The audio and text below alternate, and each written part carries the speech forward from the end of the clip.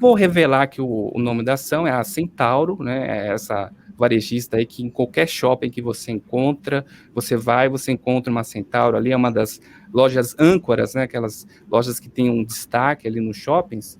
E aí eu queria primeiro começar perguntando para o Fernando. Fernando, a gente vive um período um pouco incerto do varejo, muitas empresas aí pedindo reestruturação de dívida, alguma coisa assim.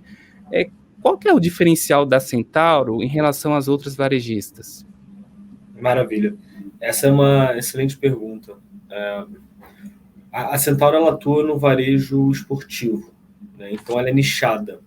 Muitas vezes o pessoal generaliza, fala assim, o varejo está ruim, o varejo está bom. Na verdade, depende. Né? Você tem aquele varejo alimentar, tem o varejo de moda, dentro do varejo de moda tem o esportivo, alta renda, baixa renda. Né? Então tem uma série de especificações. Nesse caso, ela é uma empresa do varejo esportivo, e isso implica em algumas coisas. Né? Como ela possui marcas fortes dentro do seu portfólio, por exemplo, a Nike, né? Ela é distribuidora da Nike no Brasil, ela tem uma capacidade de repasse de preço melhor do que a média. Né? O que eu quero dizer, como o consumidor ele reconhece a Nike como uma das melhores empresas do mundo esportivo, né? Se o preço sobe, ele acaba topando mais comprar esse produto do que simplesmente deixar de comprar. Né? A marca é forte, então isso importa bastante. E eu acho que um outro ponto também que diferencia bastante é a questão do risco de moda. Né? Quando a gente fala de lojas Renner, Arezzo, Grupo Soma, enfim, muitas delas ali elas têm um risco de moda. A Arezzo, por exemplo, ela faz muito bem isso. Ela direciona a moda. O Grupo Soma com a Farm é um espetáculo nesse sentido. Ela consegue ditar a moda, né? Mas obviamente você tem o risco da moda. Pode ser que você erre a coleção, pode ser que essa coleção não seja tão abraçada pelo público, enfim. No caso do varejo esportivo, no caso da Nike especificamente, você não tem esse risco. Né? O varejo esportivo ele vende basicamente os produtos parecidos, com cores ali neutras, né? E você tem atualizações dos calçados, né? Um amortecimento melhor, uma firmeza melhor, mais leve, enfim. Então, cada um com sua característica, mas você não tem esse risco de moda. Então, acho que acaba sendo também um diferencial importante nesse sentido. Certo, Fernando. Agora, falando um pouco sobre o cenário macro, a gente também está vivendo aí um cenário difícil, por enquanto, pelo menos por enquanto. Isso não pode comprometer um pouco a ação ou mesmo os resultados da empresa? Com certeza. Inclusive, acho até que foi o início dos problemas. Né? Se o investidor for olhar, né, a Centauro cai bastante no ano, está até próximo das mínimas, e é justificado por esse ponto. Uma das justificativas é esse ponto que você comentou, né, o cenário macro mais desafiador. Por que isso? O período Fernando, que ela... está travando um pouco a sua internet. Você poderia repetir novamente o começo da sua resposta? Claro, vamos lá. A empresa, né, ela foi impactada sim, né, por essa questão de macro. Ela tem o período dela entre solicitar, né, o produto para a Nike dos Estados Unidos e receber, ela tem uma diferença ali de 6, 9 meses. No final do ano passado, ela vinha com uma expectativa de crescimento acelerado no Brasil, porque os indicadores macro mostravam que existia uma expectativa boa. Com a virada de ano e a mudança de perspectiva, o que a empresa fez? Decidiu botar o pé no freio. Né? Melhor não acelerar, porque é melhor revisar meu guidance, porque justamente as perspectivas pioraram bastante. Nessa questão, ela já não conseguia pedir para a Nike a devolução dos produtos. Então, ela teve que receber os produtos. Então, essa mudança de cenário fez com que o estoque da companhia aumentasse para caramba, né? Ela tivesse que promocionar porque o estoque ficou grande, ela tivesse que ter 2 centros de distribuição para alocar essa quantidade toda de estoque, né? Então, você acaba gerando um efeito em cascata que foi prejudicial para a companhia. Né? Então, uma empresa que era vista como quality, de qualidade, uma das melhores operadoras do segmento, passou a ser vista como uma empresa de turnaround. Né? Por quê? Porque está com esses problemas de estoque a serem resolvidos, está com um endividamento relativamente alto e precisando fazer bastante promocionamento dos seus produtos.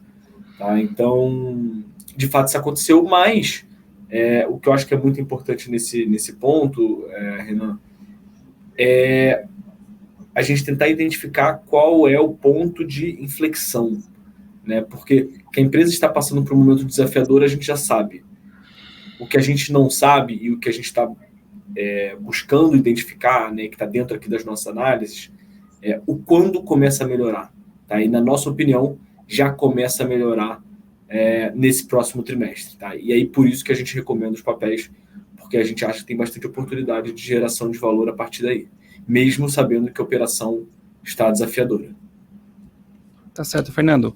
E o que esperar aí para os resultados dos próximos trimestres? A gente viu que a ação caiu bastante, né, depois da divulgação do resultado do segundo trimestre. O que dá para esperar aí dos próximos trimestres?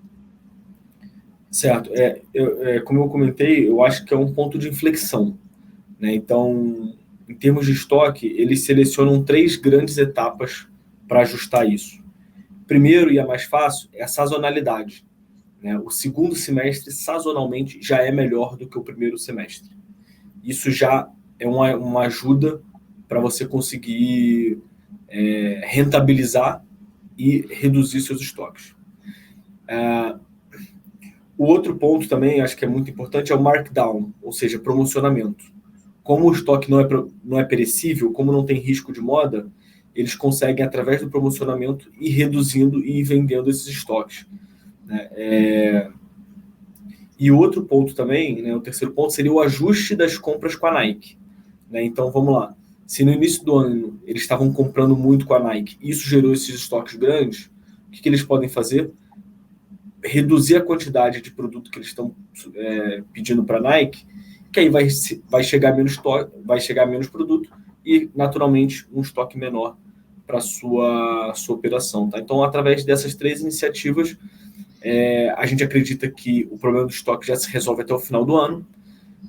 Como você já pagou por todo esse estoque e vai começar a receber eles, você vai ter uma geração de caixa muito grande. Então, você já começa a resolver o segundo ponto, que é a alavancagem. Tá? Então, a gente acha que, através dessa limpa de estoque, a alavancagem já começa a voltar para níveis mais próximos aos históricos. E isso aí, naturalmente, acabará fazendo com que os papéis passem a performar bem novamente. Tá? Então, a nossa expectativa é que o terceiro e o quarto trimestre sejam muito importantes nesse quesito. Tá certo. E aí, agora eu gostaria aí que você desse o arremate. Vale a pena comprar Centauro? Eu acho que vale.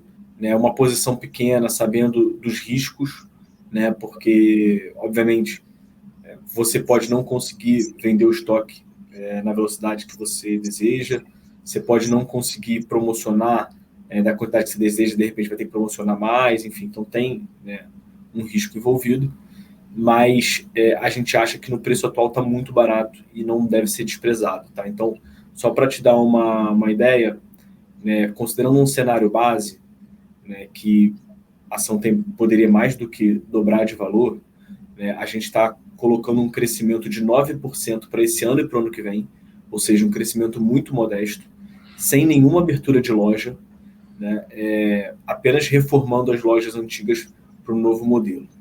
Né.